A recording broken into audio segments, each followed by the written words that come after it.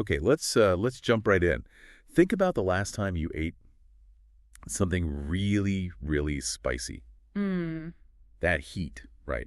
Maybe even a bit of pain. It feels, well, intense. It definitely gets your attention. But what if that burn, that exact feeling, is actually tied to some pretty surprising health benefits? Yeah, like maybe boosting metabolism or even affecting things like cancer cells. It's one of those strange things in nature, isn't it? It really is. This compound that makes you feel, the fire, Hmm. it also seems to have these properties that could be good for you in really complex ways. Absolutely. So welcome, everyone. This is our deep dive into the powerful and often surprising world of hot peppers. And we're looking specifically at the health benefits, but also the risks, all based on the sources you shared with us. Exactly. Our mission here is to sort of comb through that material, pull out the key takeaways for you. So you can get a clearer picture of what's important, if you're thinking about how hot peppers might fit into your life. And the star player here, the molecule behind the heat, and a lot of these effects we'll talk about, is capsaicin. Capsaicin. Yep, that's really the core of it. It's the chemical that gives you that heat sensation. But it's also linked to the good stuff and the potential downsides. Right. Understanding its role is key. Because this isn't just about, can you handle the space? No, it's about some pretty potent chemistry happening inside your body. And what the research you provided actually suggests about all that. Okay, so let's dive into the benefits first.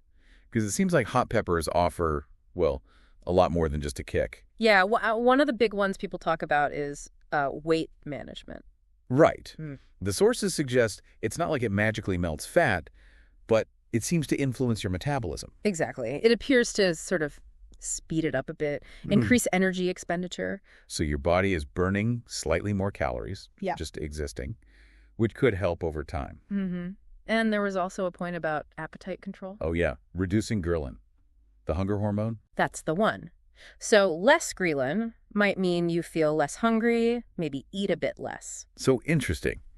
It could work on both ends, burning more, wanting less. Potentially. Though the sources did throw in a little curveball there, didn't they? Uh-huh. That for some people, spice actually makes food more tempting. Yeah.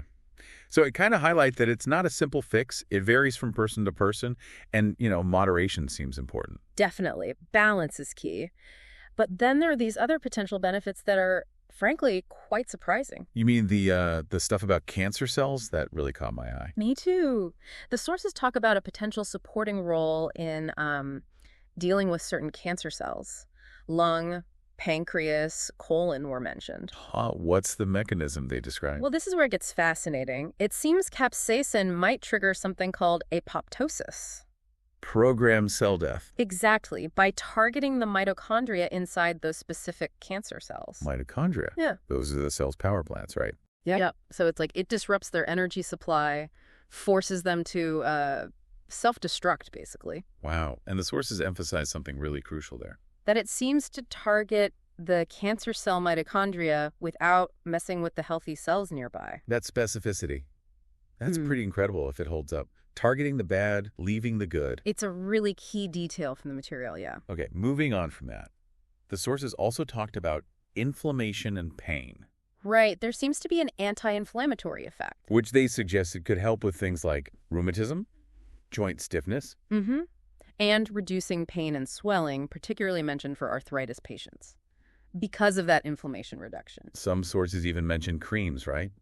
Topical stuff made from hot pepper extract for things like psoriasis. Yeah, using it externally as an ointment. And then there's the immune system. Ah, yes, vitamin C.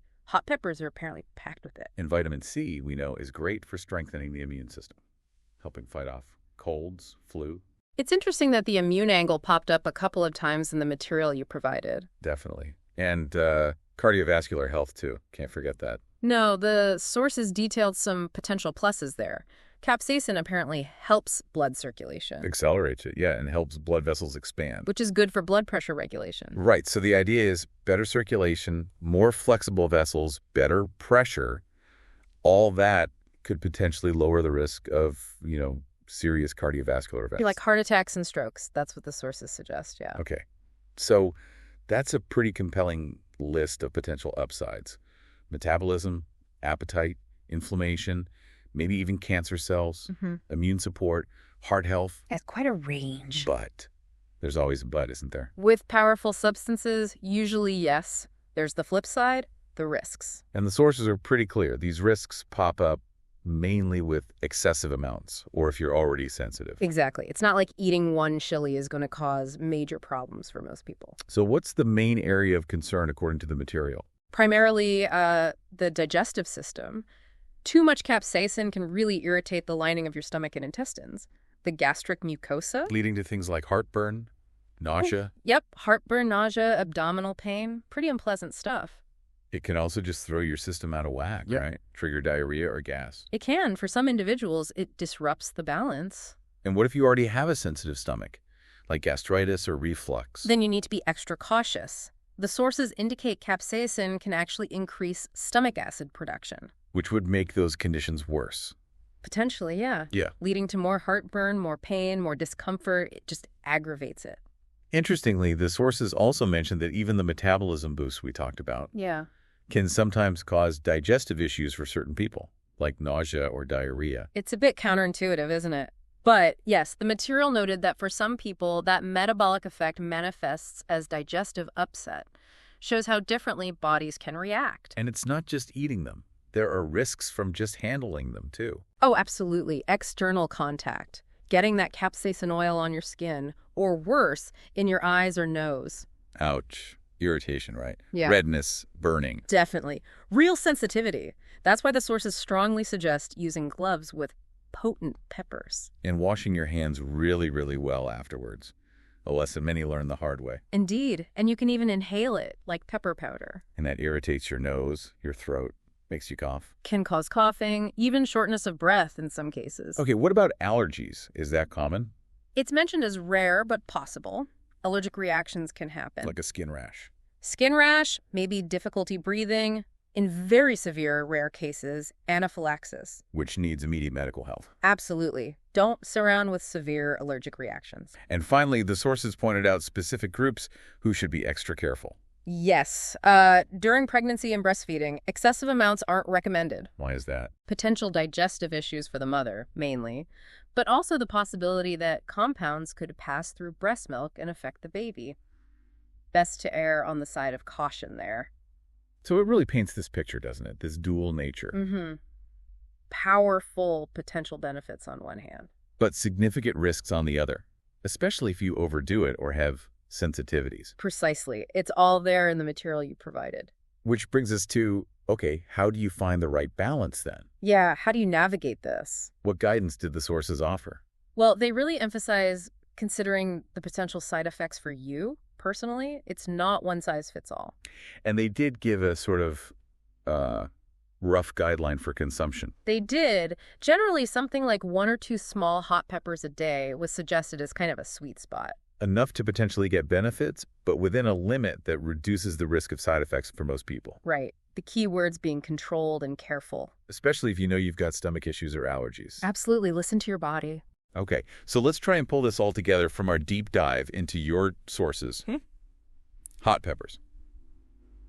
They're way more complex than just being hot. Definitely. There's this fascinating paradox. The thing that causes pain Is also linked to potential good things.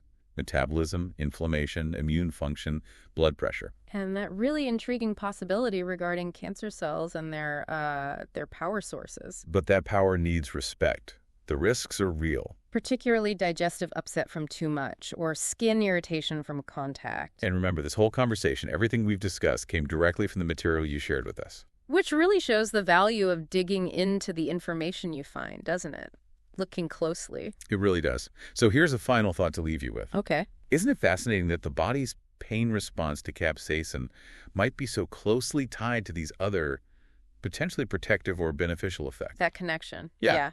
Pain and benefit intertwined. What does that make you wonder about now that you've explored these sources with us? Something to think about.